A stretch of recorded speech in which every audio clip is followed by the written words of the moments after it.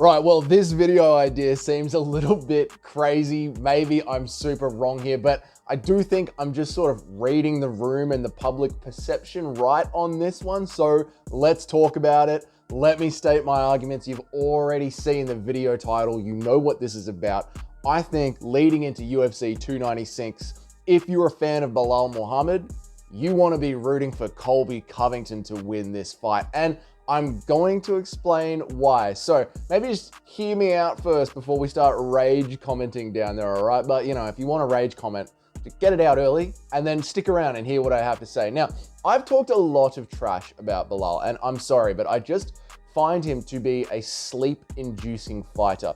It's really hard to speak nice on this guy because he says crazy stuff out of the cage, like he thinks he's already as good as GSP, and then he goes ahead and puts fans to sleep, okay? So there's a lot of haters already, there's a lot of trash, and this channel gets a lot of trash, yeah? Like, I get called the couch potato. I'll hear you already down in the comments. You're going to say that he's more of a man for me for actually getting into the cage. You're gonna call me a hater. You're gonna say haters are just here to hate.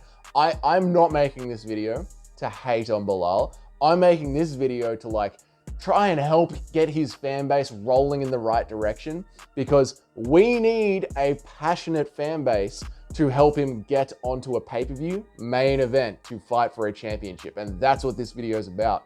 Why Belal fans should be hoping that Colby wins, because Colby, to me, is their best shot at getting Belal a title fight. So this argument, this story really starts with the UFC now entering this new TKO era. Now, just quickly, if you're not aware, the UFC and the WWE have partnered to become one big group called TKO. Now, they're still run as two separate companies, but it's become very, very clear since that partnership happened. Not so much since they went public at the New York Stock Exchange, what was that, a month ago, 2 months ago, but more towards the start of the year when this partnership actually happened and we found out that there was going to be this new super company called TKO.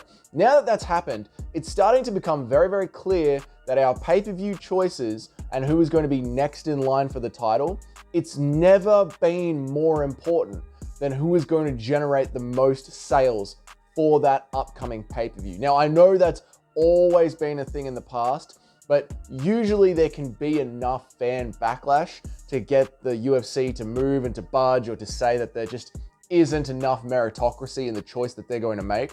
But it really feels like this year they are going extra hard on, we don't care. We just do not care who deserves it. We are barreling ahead with what can make the most money. Now, Belal has already suffered from this sort of attitude from the UFC in the past. Leon Edwards suffered from it in the past, but going forward, if this is the kind of attitude the UFC are going to be carrying more and more, Belal is only going to suffer from that more and more. So what we need to do is generate a nice bit of hype for him so we can help the UFC in this matchmaking. Their idea of who gets to fight for a title is who's going to generate the most money on this pay-per-view. Whose story can we sell the most? Look at this example just for a moment. Sean O'Malley, Martin Cheeto Vera. Merab Dvalishvili is right there, ready to go. Corey Sandhagen will heal up by the time the Merab-Sean fight happens. So Corey Sandhagen is right there, ready to go. Aljamain Sterling is, he was a dominant champion. He definitely deserves a rematch, and the UFC just completely ignored that. Instead, what did they do? They did Martin Cheeto Vera, who does not deserve a title shot, but who is getting the next title shot because he generates the most pay-per-view sales. Okay, the same thing is sort of happening with Israel Adesanya. Israel Adesanya does not deserve yet another title shot. He needs to go back down and actually fight a contender.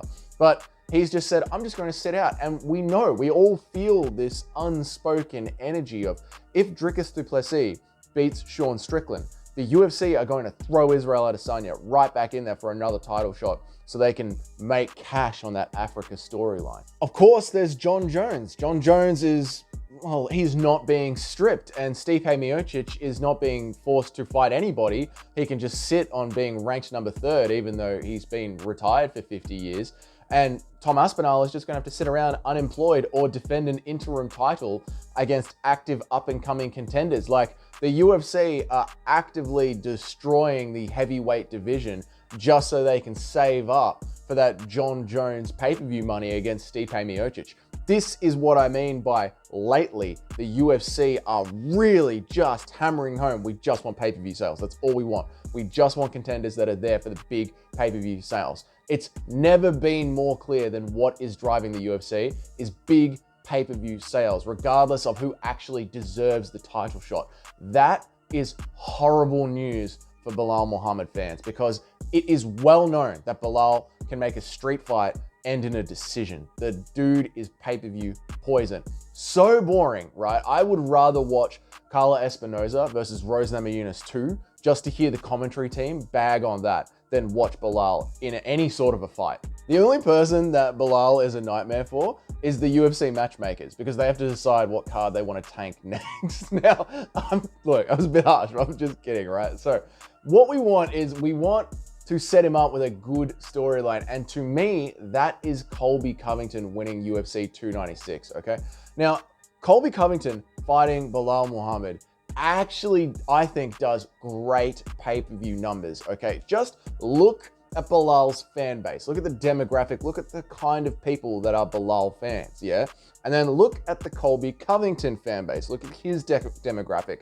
You put those two together, and what you're essentially creating is another Conor McGregor versus Khabib moment. And that moment is one of the highest selling pay-per-views. I think it might be the highest selling pay-per-view of all time. Now you have got yourself a cracking fight, especially if Colby and Belal can really go at each other over Twitter and get those two fan bases nice and fired up. And if you think the UFC are going to shy away from that sort of incitement, like, you are completely wrong. They already did it with Colby Covington. You remember the Colby Covington, Tyrone Woodley fight?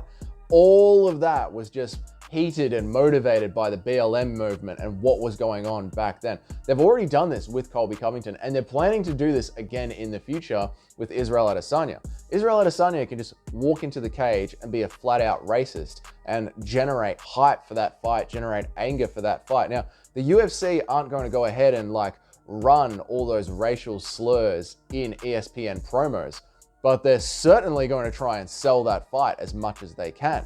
Okay, so if we can get some really heated rivalry going between these two demographics, like we did with Khabib and Conor, like we did with Colby and Woodley, and like we're going to do with Israel Adesanya and DDP, they're the kind of numbers that we're talking about for Belal to get himself to skip over Ian Garry and to skip over Shavkat Rakhmonov. Now, when I say skip over them, I don't mean skill-wise or meritocracy-wise, okay? I do not mean that. But if Leon Edwards wins at UFC 296 and Ian Garry wins at UFC 296, Ian Garry dominated the headlines over PFL's entire championship weekend.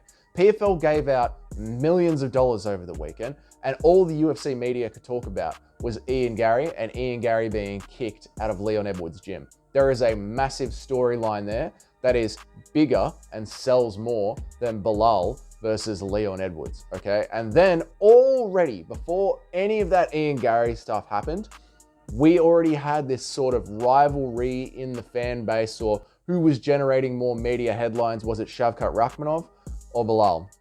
That Laura Sanko moment of her going, oh, Shavkat Rakhmonov does something to me.